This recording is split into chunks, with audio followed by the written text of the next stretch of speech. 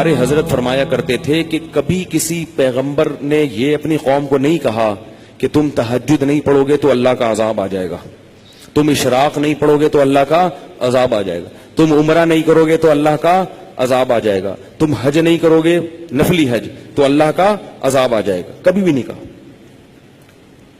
کیا کہا ہے؟ شرک چھوڑ دو، قطع رحمی چھوڑ دو، رشتہ داری توڑنا چھوڑ دو، اور کیا؟ ناپ تول میں کمی چھوڑ دو، لڑکوں سے بدفعلی چھوڑ دو، زنا چھوڑ دو، سمجھ رہے ہو؟ سود لینا چھوڑ دو ورنہ اللہ کے اعلان جنگ ہے تمہارے خلاف. سودی بینک میں جاب کرنا چھوڑ دو، کیونکہ نبی نے فرمایا سود لینے دینے والا لکھنے والا بھی ویسا ہی ہے. آپ مینیجر بن کے بیٹھے ہوئے ہیں بینک میں باقاعدہ، لیکن عمرے ہو رہے ہیں، نفلی حج بھی ہو رہے ہیں، گناہ نہیں. عمرے کی اپنی حیثیت ہے، بہت بڑی عبادت ہے عمرہ، خاص طور پہ رمضان میں عمرہ تو حج کے برابر ہے، ایک روایت میں آتا ہے، بہت فضیلت ہے. لیکن یہ عمرہ آپ کو اللہ کے عذاب سے نہیں بچا سکتا جب تک اپنی ناجائز کاموں کو نہیں چھوڑو. میں پچھلے سال عمرے پہ تھا، کسی سے بدگمان نہیں ہو رہا، میرے پڑوس میں ایک پوری فیملی آئی ہوئی تھی عمرہ کرنے کے لیے، بڑی فیملی تھی. جو مجھے جو ہوٹل میں کمرہ تھا نا اس کے ساتھ والے 2-3 کمرے انہوں نے بک کرائے ہوئے تھے، لڑکے لڑکیاں کزنیں سب مکس.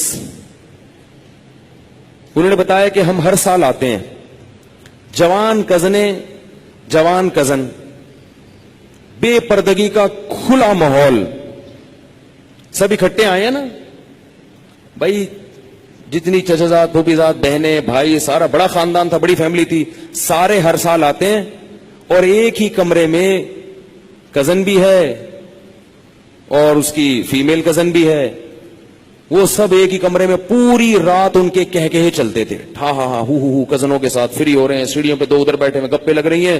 پھر جناب جب ٹائم ہوتا تھوڑا سا رات کو، اب سحری کا وقت ختم ہونے والا ہے تو چلو ذرا سا طواف کر کے آ جاؤ. طواف کرنے جا رہے ہیں، دوپٹہ لے لیا انہوں نے لڑکیوں نے اور وہ سب جا رہے ہیں.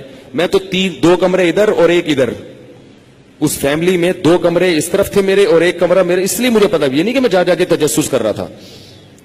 کسی کے تجسس حرام ہے، جائز نہیں ہے. سامنے بیٹھے ہوتے تھے جب ادھر، تو وہ جو لڑکے تھے میں نے ان سے 2-3 سوالات پوچھے. میں نے کہا آپ لوگ کیسے آئے؟ انہوں نے کہا ہر سال آتے ہیں. اب وہ بیچارے ان کی مینٹل اپروچ اتنی نہیں تھی کہ میں ان کو اس وقت یہ سمجھاتا. ہر چیز کا موقع ہوتا ہے نا، اب بے موقع سمجھاؤ گے تو فائدے کے بجائے نقصان ہو. ان کو تو میں نے کہا ماشاءاللہ یہ بھی غنیمت ہے کہ وہ سوئٹزرلینڈ نہیں جا رہے ہر سال. اتنے پیسے والے لوگ لگ رہے تھے، وہ چاہتے تو بھائی سوئٹزرلینڈ چلے جاتے ہر سال. یہ بھی غنیمت ہے کہ انہوں نے چلو ہر سال اگر جاتے بھی ہیں کہیں تو کہاں جاتے ہیں؟ حرم کی. میں نے کہا چلو یہ ہر ایک میں پازیٹو پوائنٹ نکالنا چاہیے نا. لیکن مجھے افسوس بہت ہو رہا تھا کہ آپ کے لیے عمرہ اتنا ضروری نہیں ہے، اس بے حیائی کے ماحول کو ختم کرنا زیادہ ضروری ہے. یہ جو بے شرمی اور بے حیائی کا ماحول ہے کہ جوان کزنوں کے ساتھ فری ہو رہے ہیں، ہاں ہاں ہو ہی گپوں کا ماحول ہے، بھابیاں دیور سب فری سٹائل، اللہ کو اس پہ عذاب قہر آئے گا. اور یہ عمرہ اللہ کے عذاب سے نہیں بچا سکتا. عمرہ نہ کرتے، گھر میں اس پردے کے ماحول کو پروموٹ کر دیتے، اللہ کو یہ زیادہ پسند تھا. بلکہ عمرہ تو کرنا ہی اس لیے چاہیے کہ ہمارے دل میں اللہ کی اتنی محبت پیدا ہو کہ ہم سے جو گناہ نہیں چھوٹ رہے وہ چھوٹ جائیں. لڑکی اس لیے عمرہ کرے کہ اللہ مجھ سے کزن سے پردہ نہیں ہو رہا، میں اس لیے عمرہ کر رہی ہوں کہ شاید اس کی برکت سے مجھے پردے کی توفیق مل جائے.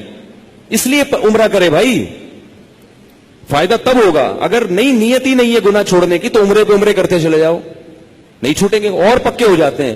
بلکہ شیطان دل میں تسلی ڈال دیتا ہے کہ ہمیں کیسے عذاب ہوگا، ہم تو ہر سال عمرہ کر کے آتے ہیں.